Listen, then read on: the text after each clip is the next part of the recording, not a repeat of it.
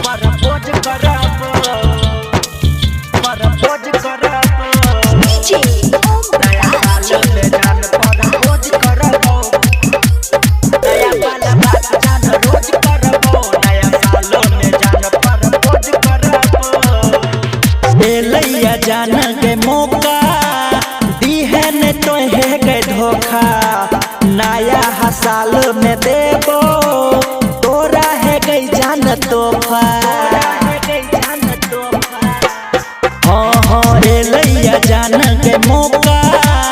दीहे ने तोहे के धोखा नया साल में देबो तोरा है गई जान तोहफा लौके की ग्रीटिंग कार्ड हम तोरा के खोज करबो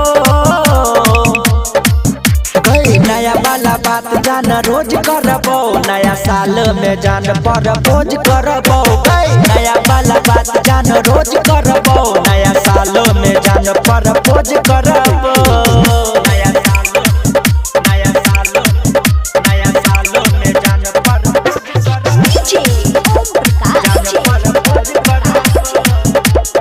जान काटी है ने हमारा बात गए तोरा ल जेबो मिथिला हाट गए सखी सहेली के लली है तू सब दोस्त रहबे हम साथ गए के जान सुने छी ना जान काटी है ने हमारा बात गए तोरा ल जेबो मिथिला हाट गए सखी सहेली के लली है तू सब दोस्त रहबे हम साथ गए संगे में सेल्फी खिंचेबो जाना ओते के मौज करबो कई नया वाला बात जाना रोज करबो नया साल में जाना परपोज करबो कई नया वाला बात जाना रोज करबो नया साल में जाना परपोज करबो नया साल में जाना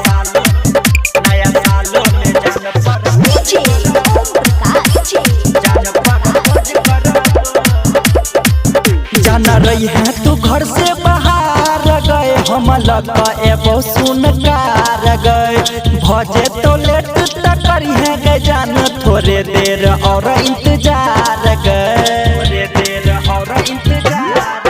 जाना रही है तू घर से बाहर गए हम लगा एबो सुन कार गए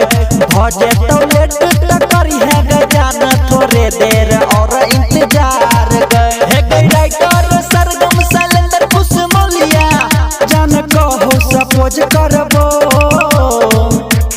नया वाला बात जान रोज करबो नया साल में जान परपोज करबो गए आगा वाला बात जान रोज करबो नया साल में जान परपोज करबो हैप्पी न्यू ईयर गई जान।